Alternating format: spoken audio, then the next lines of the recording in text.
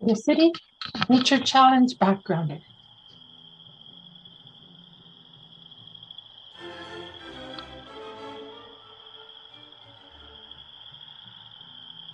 Hi there, and welcome to the City Nature Challenge Backgrounder, CNC 2022, put on by the Friends of the Saskatoon Afforestation Areas. We'll have some time at the end of the presentation for questions, and then we'll go on to a second part presentation at 7 o'clock on citizen science event planning. So to start out with, we'll do the traditional treaty land acknowledgement. The afforestation areas are situated in the West Swale, Earth Island Glacial Spillway, a sacred site in Treaty 6 territory and homeland of the Métis. Those who entered into Treaty 6 are the Nahiawak, Cree, Nakaway, Saulteaux, and Yankton and Yankatoni Nakota people. May our relationships with the land, standing peoples, forests, and waters teach us to honor and respect the past and invite us to move forward in harmony. May we all come together as friends to find inspiration and guidance from histories, languages, and cultures which broaden our understanding and community collaboration for the present and the future. Thank you everyone for being here tonight. So the history of the City Nature Challenge. The City Nature Challenge is very flexible and can adapt to the pandemic if needed. People can host bio blitzes or group events in a green space and meet together to do the City Nature Challenge, or because it takes place with iNaturalist loaded on your smartphone, people can go out in their own bubbles or individually to take part in the City Nature Challenge to document nature and biodiversity around them. We'll then go into some examples of events led by cities around the world and some spectacular stories. And iNaturalist is a common tool used by participants to collect wildlife and nature data, the iNaturalist app. So we'll speak a little bit about the iNaturalist app as we go along as well. So the City Nature Challenge, or the CNC, is an annual event run by the community science teams at the California Academy of Sciences. And the initial lead members were Allison Young and Rebecca Johnson, who joined up with Leila Higgins at the Natural History Museum of Los Angeles County. The City Nature Challenge started out in 2016 between two cities only, Los Angeles and San Francisco, and it ran for over 8 days. So it's changed over the last little while. So this is how the City Nature Challenge went year by year. Each year we see an increasing number of cities participating.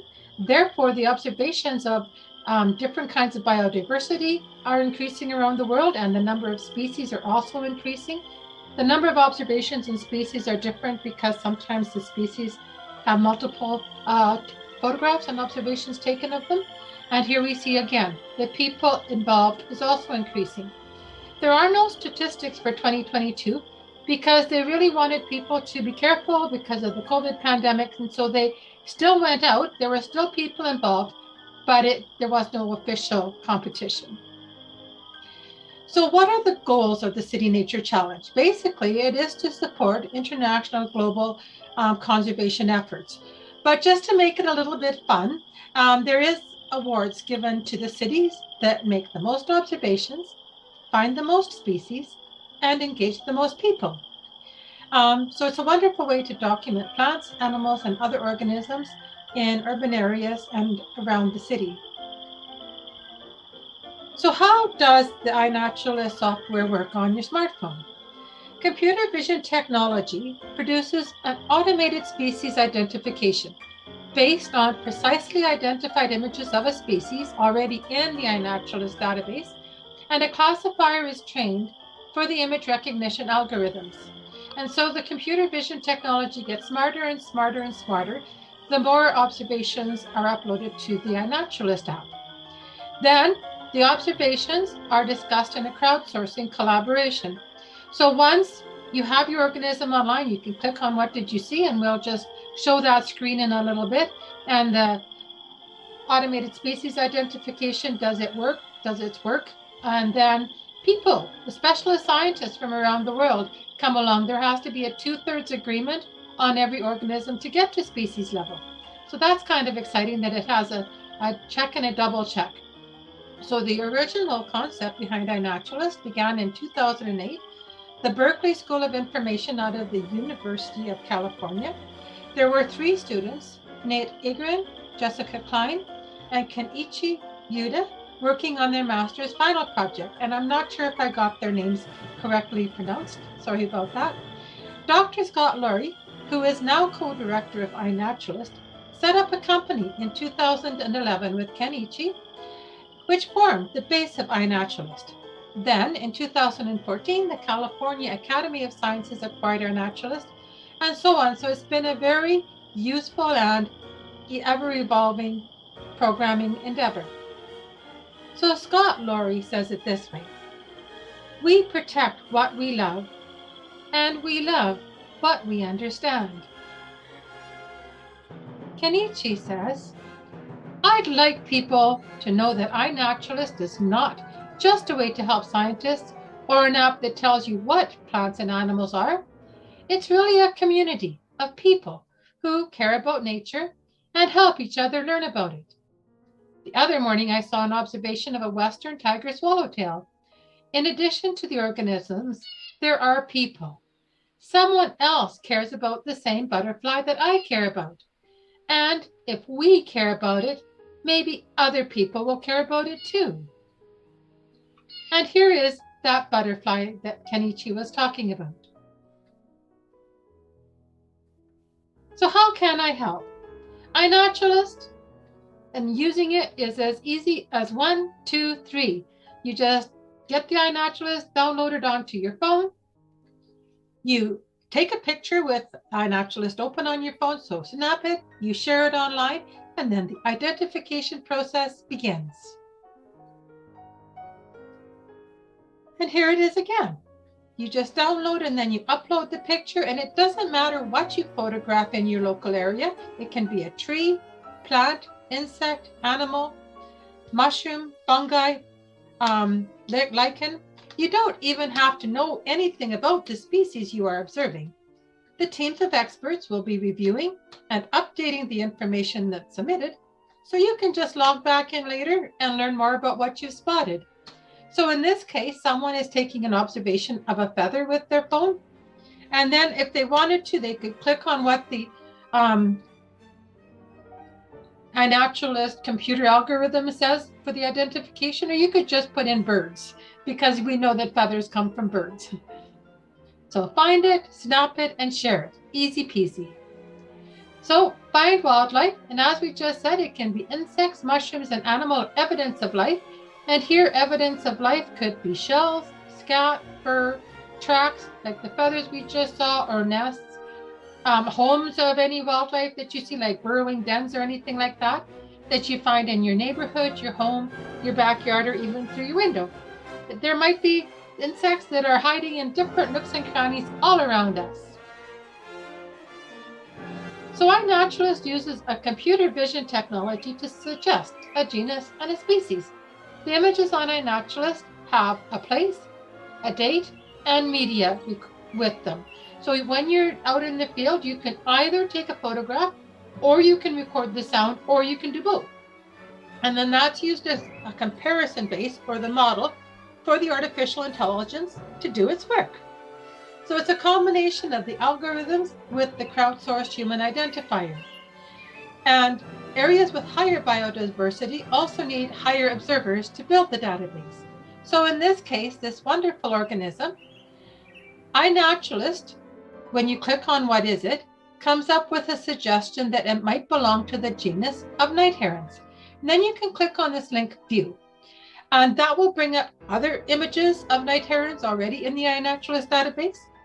Or you can go into some of these species level suggestions. And again, you can click View, and then you'll get a side-by-side comparison of what's on iNaturalist compared to the observation you made. If you're not sure, it's okay. You don't even have to go as close as genus if you've never seen this particular heron before. So you could just say bird, and that would call the specialist scientists that love to learn about birds and the ornithologists, and then they'll come around and decide which genus and species to put it into. So here's how your smartphone might look. So Your images show up on a screen similar to this, whether you're on an Android or an iPhone. So here's where the images show up. If you click the plus sign here, you can keep adding the image of the very same organism you're at. So if you're at one flower, you could take a picture of the top and the bottom of the flower, the top and the bottom of the leaf, the stem, the underside. Yeah, we did the underside of the flower, the whole habitat the flower is growing in.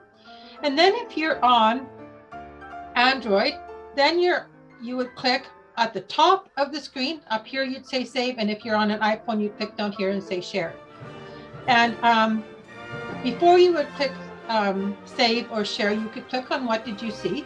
And then the computer vision brings up some suggestions like we just saw on the previous page. And if you're not sure, you can go into a higher level category, because ever since we were little, we've kind of been looking at books and figuring out whether things are giraffes or elephants or deers or dogs and things like that. So it's pretty easy to just smush in a plant, animal, bird, mammal, things like that. And you don't have to go exactly with what iNaturalist said. iNaturalist will pick up the date automatically. It will pick up the GPS location automatically. And then these two things are things that you can change. Captive or cultivated mean if it's your pet dog, that might be sort of captivated. If it's your lettuce growing in your garden, that might be cultivated. iNaturalist likes us to mark these kinds of things because iNaturalist is kind of focusing on the natural world to figure out how climate change is affecting everything, whether species are going extinct or extirpated. And the geoprivacy function helps with that as well. I think we go into that a bit later, so I won't go into details about geoprivacy right now. So this is another screen of how the computer vision technology works. So with this image, it looks like a very early spring emergence. Actually, all of these look like spring pictures. So iNaturalist comes up with a suggestion. They think it's in the wintergreen genus, and then it comes up again with some species suggestions. If you've never seen a wintergreen before, just put in plant or a flowering plant, and then you can see what happens later on when you check back in. And here we have some wonderful little catkins on maybe an aspen or a poplar, like what they suggest. If you're not sure what it is, once again, you can just put in plant, or else you can click on the view and check it out. Here we've got some kind of picture of scat. And so here, iNaturalist comes up with a suggestion of a deer. It might be moose or other kinds of deer. We don't think we have some of these kinds in Saskatchewan. Generally speaking, if you're on your computer and you sign in, you press settings and sign into Canada, the iNaturalist.ca version, it will kind of narrow it down, the species and the genus, to the ones we do see in Canada. But here we see that it is picking up on different kinds of animals around the world. So by observing local nature, everyone can support vital conservation research while connecting with nature and enjoying the outdoors. And as we get into some of the spectacular discoveries found, we will talk about some of this vital conservation research and just exactly how important using iNaturalist is by all the citizen scientists. Here we go, examples of events led by cities around the world and some spectacular stories. So here we have last year's City Nature Challenge taking place in Regina and area. Saskatoon wasn't involved last year, so we don't have any statistics for Saskatoon. Someone actually spotted a monarch butterfly in the spring of last year. We saw that they uncovered a white-winged crossbill, a species at risk, the fox squirrel, and a snowy owl on the IUCN red list. So that was really exciting for Regina and area. Then we see that Winnipeg took place in the City Nature Challenge, and they found some wonderful pictures of the barn swallow, which is threatened in Canada.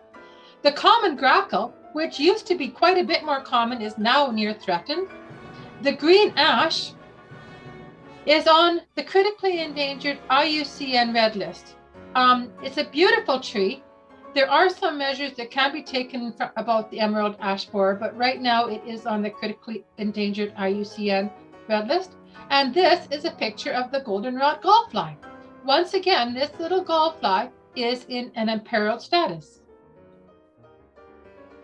Now here is the City Nature Challenge, some of the results out of Edmonton. Now, these city results are not by any means the whole entire thing. We're just picking out some choice bits that they found during their City Nature Challenge.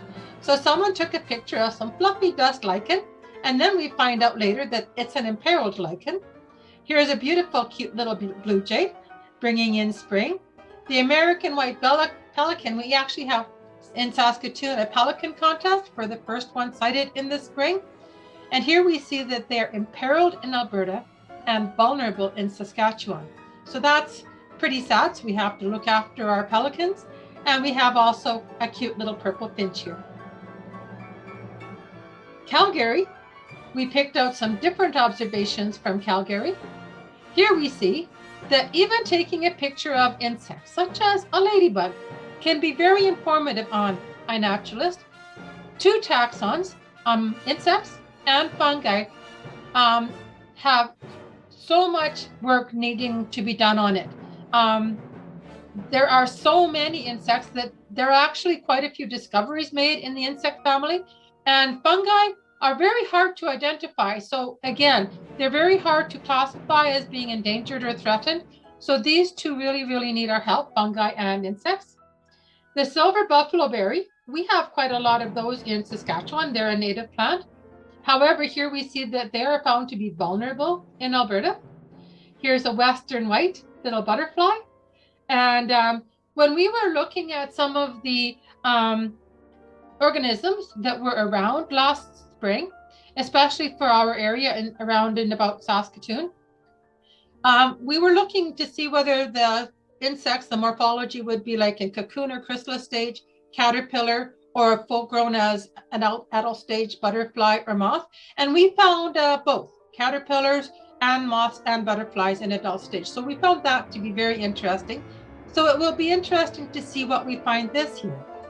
And here's the pasque flower, our spring Easter flower. And in Alberta, it's a near threatened flower, which is very sad when it's one of our heralds of spring. Now we're getting out of the city nature city results, and we're going into some scientific results that made it into scientific papers. So this is the Journal of Crustacean Biology. And they realized that something very interesting had been found on iNaturalist. The fiddler crab was previously recorded along the Pacific coast of the Americas from Peru to Mexico. And here we see that the range has extended all the way into the United States based on photographs from the iNaturalist website from citizen scientists. So we see that it's getting up here into California and things. So that's pretty neat to see the range expansion. Now here we see someone that was out exploring the Cleveland National Forest wildlife corridors down in the USA. And he took a picture, actually he took 3 or 4 pictures of this organism. And this is the very first photograph of this living specimen. And according to the California Native Plant Society, this particular poppy, which is called the Coulter's let's just skip it. We'll say this wonderful poppy has a California rare plant rank of 4.2, fairly threatened in California. So here another user. On iNaturalist, if you want to connect with other users, you find their username and then you put this @ symbol before, and then it will bring it up in their iNaturalist user page. So A Parrot 1 took a picture of this particular flower with this wonderful unique coloration. On delving into it, what it could be, he used 3 field guides to support what iNaturalist suggested. And it's a small perennial native plant in the USA, and it's also called the Harlequin lotus. And it has these wonderful 2 colored flowers, yellow and purple. So it goes on to say that the inflorescence or the bloom has 3 to 9 flowers on it, and the peak time of seeing it is between March to June, which fits in well with the City Nature Challenge. It was found on Pebble Beach, California. So besides being a rare specimen, this flower was the first discovery sighting of a new taxon to be placed onto iNaturalist. Now this one is very beautiful. It's a blue ground beetle. and it was a picture taken in Slovensko. So it's kind of like an armchair safari being on iNaturalist. You get to see images from around the world in all sorts of different stages. It has a conservation status of near threatened, and it is on the IUCN Red List. And because it is so rare, it's an amazing find. And once again, it's the first time the taxon was observed on iNaturalist by this user on iNaturalist, an ecologist.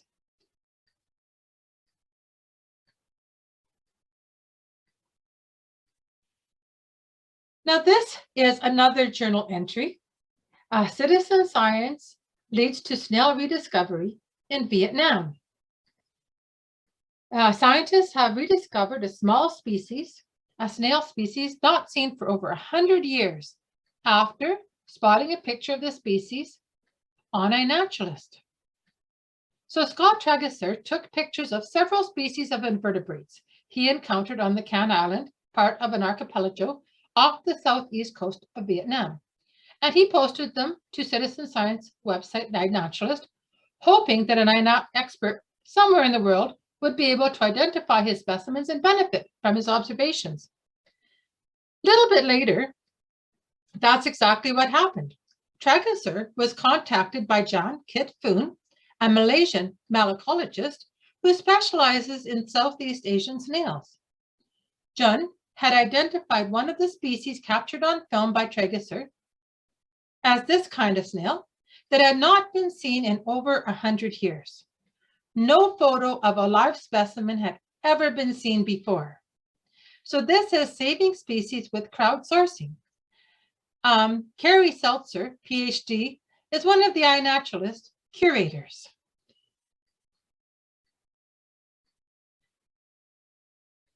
This wonderful organism, a blue phlox, is again one of the first observations of the organisms, and she was over in Mystic View Boat Ramp in Monticello, Kentucky, USA, when she found this little cutie pie.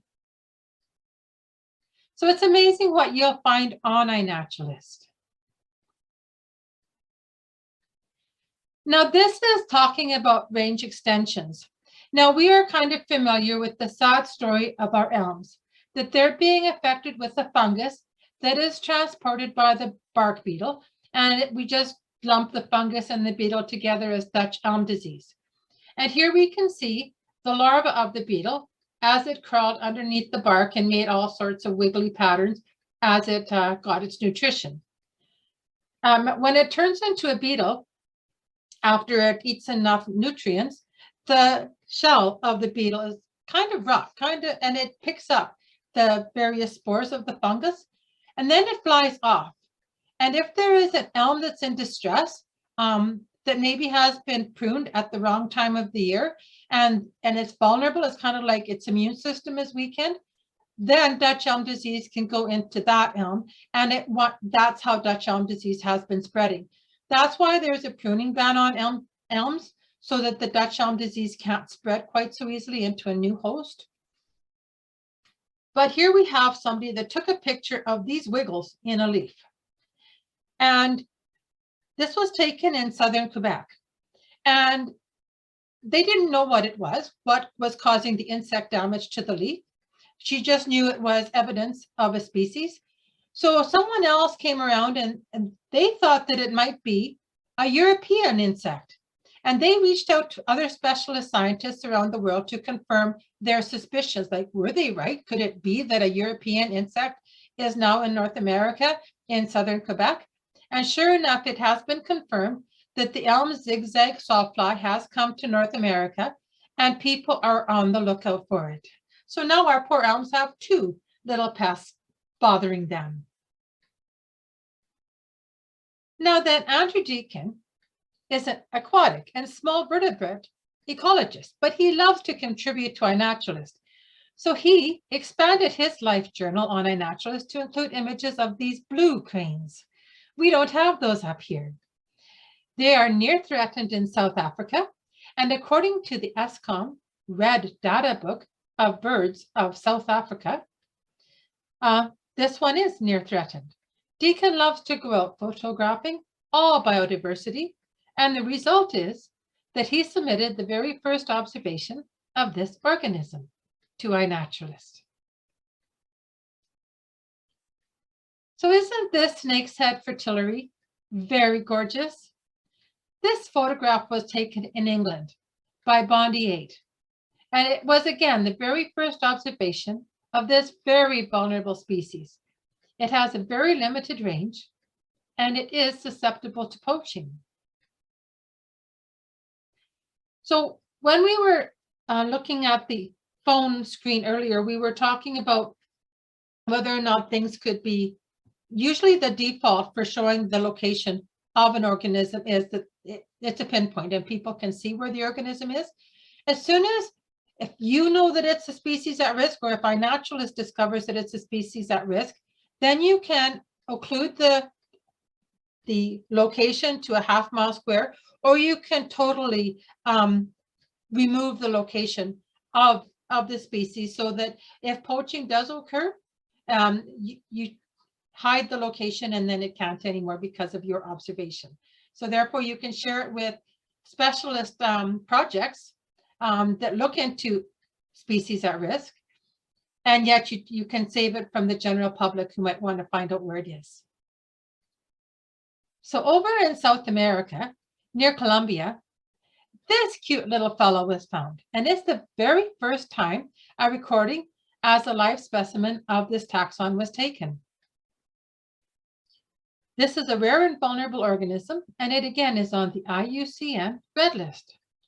This organism doesn't even have a common name. It only has its scientific name. That's how rare it is.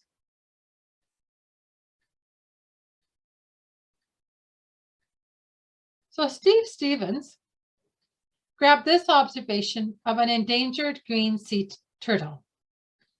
Analysis of historic and recent published accounts indicate extensive subpopulation declines in all major ocean basins over the last 3 generations as a result of overexploitation of eggs and adult females at nesting beaches, juveniles and adults in foraging areas, and to a lesser extent incidental mortality relating to marine fisheries and degradation of marine and nesting habitats. Analysis of subpopulation changes at 32 sites globally show a 48 to 67% decline in the number of mature females nesting annually over the last 3 generations. Now here we saw this crane earlier when we were looking at how the iNaturalist computer vision works. This picture was taken by Andy Wilson, a professional ornithologist who loves citizen science and contributing to iNaturalist. Wilson took this very first ever observation of the yellow-crowned night heron. It's an endangered species and imperiled over in Maryland, USA. And it was with a lot of excitement that other iNaturalist identifiers and specialist scientists came by to see this rare species of Maryland with its observation on iNaturalist. Bill Hubick is the co-founder of the Maryland Biodiversity Project, which is a nonprofit dedicated to cataloging living organisms in Maryland. So here we're talking a little bit about the macrofungal conservation in Canada, and it being a target species for assessment. It's a journal entry about a starting point to look after our mushrooms in Canada. And these are the authors. It's a scientific paper looking at absolutely how deficient the data of mushrooms and fungi really are. According to the authors, there are 2 apps, iNaturalist and Mushroom Observer. They are making a difference for researchers. They say in Canada alone, approximately 40,000 contributors have uploaded over 500,000 fungal observations. With the smartphone technology coupled with the artificial intelligence of iNaturalist, it will surely increase our knowledge of fungal taxa, which are very hard to identify in the field. This is a field where citizen scientists and amateur mycologists are making a huge difference contributing to a hitherto unknown knowledge about fungal species, to monitor climate change upon this taxa, and to afford fungal critical preservation status and conservation assessment. Because there is so little known about mushrooms, the scientists, the specialist scientists who get together on CNCYXE to make the recommendations to the Government of Canada about which species are at risk, which species are coming to be extirpated in areas or threatened, there is no representative specialist scientist at all for mushrooms. So they don't have a ranking list very well, just because they are so hard to identify and there just hasn't been any attention paid to them. There just hasn't been any interest. And now that newfound interest has been growing as to the importance of mushrooms in the ecosystem for other organisms, this is turning around, and iNaturalist and Mushroom Observer are making a huge difference. According to Darren Closter, who is a columnist for Times Colonist, a rare butterfly does benefit from citizen science observations on iNaturalist. So Chris Junk of the Gary Oak Ecosystems Recovery Team, this little Taylor checker spot butterfly is really super tiny. Its wingspan is smaller than 6 centimeters. So Wildlife Preservation Canada has actually declared the Taylor's checker spot as an indicator species of how well an ecosystem is doing in that area, because Taylor's checker spot is very sensitive to habitat and habitat changes. It is a rare butterfly. It actually was thought to be extinct in Canada, and amazingly, it's making a comeback on Vancouver Island. And it's from citizen science observations on iNaturalist that things like this can be found out. So that's rather exciting. So here we have an article from the New York Times, which reports that birds may not be extirpated from a certain area or extinct, but the birds might be adapting to ecological change. Citizen science tools like eBird and iNaturalist are handy to record appearances of birds worldwide and to help with their identification. So birders are seeing what are called vagrant species showing up as an indicator that as birds migrate and travel great distances, their ranges might change and become fluid and dynamic as an adaptation mechanism. So rather than returning to a habitat that they're used to, if that habitat won't support them, scientists are finding species in new areas. Sometimes that will work out for the birds if they do find a habitat that will sustain them. And other times specialist scientists are finding that the new habitat might not be as strong to support them as their original, and they might be dying off anyways. So this is a very good thing to learn about, and whether or not these habitat changes are working out as the ranges change and differ. Now here's an article from Great Lakes Now. It's a newsletter. And it was talking about native milfoil, and it was thought to be extirpated out of Ohio for 2 decades. And right now there is a species in a wetlands that is awaiting for the blooming stage. This Great Lakes Now article was just published in March of this year. So these two species side by side are very similar to each other. The Siberian or American water milfoil, this is the native species, and this is the Eurasian water milfoil, and it's invasive. The invasive milfoil will cover the whole entire top of the wetlands and block the sunlight and get caught in your propellers of your boats and make it hazardous for swimming. And it just takes over the ecosystem, and it just totally becomes invasive and drowns out any other native species and native biodiversity. Whereas this milfoil, which looks very similar, it enhances the water quality. It produces much needed oxygen, and it helps other aquatic species and biodiversity. So where this one might be one that is encouraged to be removed, it takes some doing to figure out which one is which, and to make sure you're removing keeping the native one, which is really important, and eliminating the invasive one. And that's what can be done through the power of iNaturalist and the specialist scientists that come on board to help with the identifications. So here, not too long ago, December of last year, a peer-reviewed journal of Orthoptera research made some university students really, really happy. So generally speaking, when you name a new species, you do it from a live specimen or perhaps a museum specimen, but it's very rarely done from photographs. However, Croatian students and their professor were looking through old photographs on iNaturalist just to see how they were identified and if they could identify anything. And through this, they found this observation. And they realized, after some research into what it could be from its markings, that it could be a new species.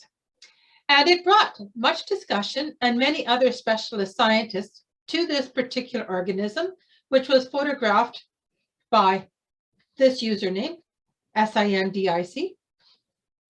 And so basically, even though this Journal of Orthoptera research was not going to publish the article, they realized that with the insects, there are so many that just haven't been explored or known about, and sometimes they become extinct without even giving them recognition. So they figured that this grasshopper species could get a space in their peer-reviewed journal, and it actually got an informal name of nameless Scaria, and it happens to be a member of the family Tetragidae, or pygmy grasshoppers. So that's a very awesome thing. And then the other thing that happened was other people kept looking around for other pygmy grasshoppers in that area, and other species were found, new species in that area. So that's also very exciting. So this is what was found out about the Joro spider on the east coast of USA. Now, these were found in 2013 in Georgia, but they are in the news this spring because they're realizing that they're being able to overwinter. And yet, usually the Joro spider is native to Japan. These large spiders are about the same size as a human palm, as the spider body is about 10 centimeters or 4 inches long. That's this party right here. So they spread rapidly because they have this method of ballooning with their web, and they also can use human transportation to spread from one area to another. They figure this spider probably arrived in North America because it was like maybe in a wood pallet shipment, or came with a human vehicle or in luggage somehow to here. So they're not really harmful to humans. They don't really know how they're going to affect the ecosystem right now. They're thinking they might be beneficial to the bird food chain, but they're finding it interesting that they're being able to adapt to our different weather in North America from Japan.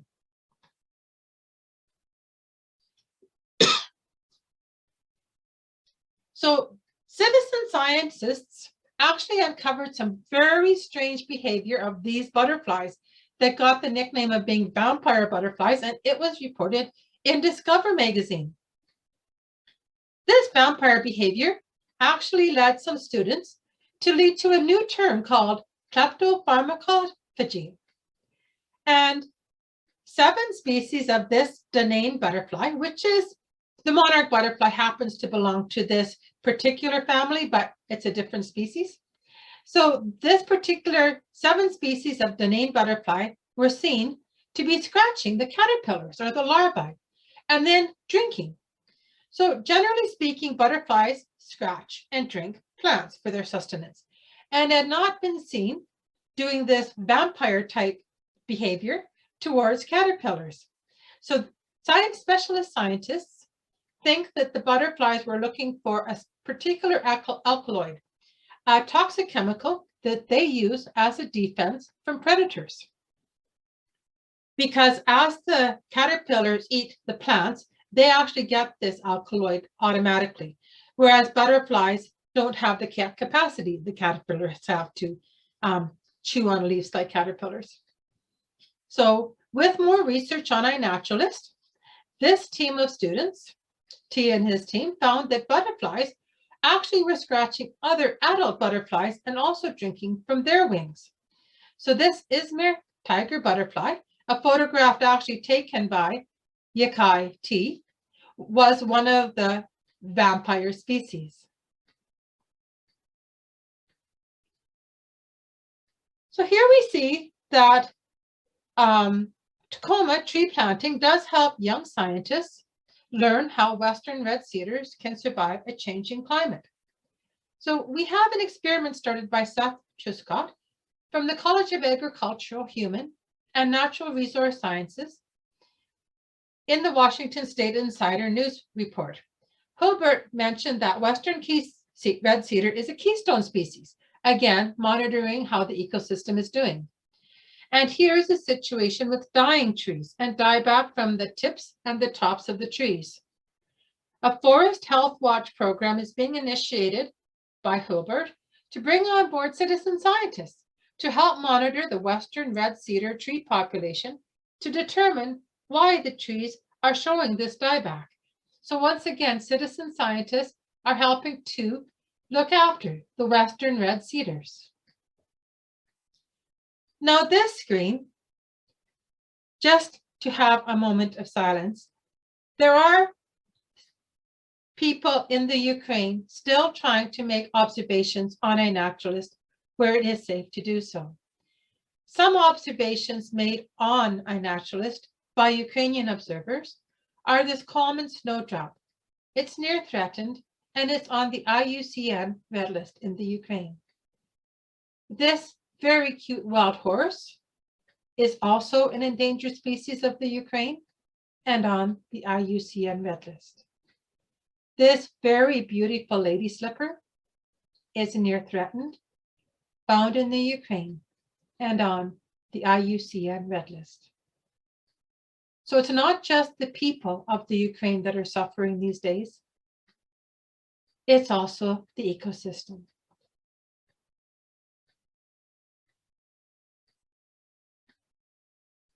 So now to change to another note, iNaturalist being used for the City Nature Challenge is a worldwide adventure.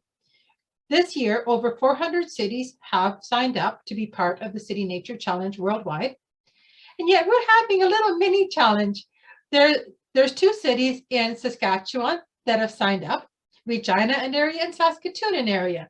So YQR, CNC, and CNCYXE are having a mini competition just to see who can get the most people out, who can make the most observations, and who can find the most species. So that's kind of exciting. So it doesn't matter whether you're in the central area of Saskatchewan or down south, you can help with global conservation efforts by being part of either one of these BioBlitzes. If you happen to be in another area of Saskatchewan, we are trying to get other cities to enroll into the City Nature Challenge. Oh, I don't have that screen on here, but you can sign into the global project for the City Nature Challenge and still have your observations recorded, even if you aren't part of an actual city. So this is sort of a poster page for the Saskatoon Area City Nature Challenge. We're showing that it's easy as using your smartphone to take a picture of nature. And the dates of the City Nature Challenge are again April 29th to May 2nd. So this is, I wonder if this will work. I put a little movie in here. City Nature Challenge. Save the date, April 29th to May 2nd. YQR CNC versus CNCYXE. A fun challenge between Regina and Saskatoon to protect nature. Download iNaturalist. Snap, click, share. Friends, areas.ca. Hosted by Friends of the Saskatoon Afforestation Areas Inc. There we go. That's a little Facebook commercial. Whoop. Nature Challenge. Save the date. So thank you very much. That's our PowerPoint slideshow. The Friends of the Saskatoon Afforestation Areas formed. George Jenrue Park and Richard St. Barbe Baker Park are located inside the city of Saskatoon, over by the CNR Chapel Yards and kind of close to the Sask Highway 7, Pike Lake Highway going out of the city. This is 11th Street and 22nd Street is up here. And this is 326 acres in size. And This one is 148 acres in size.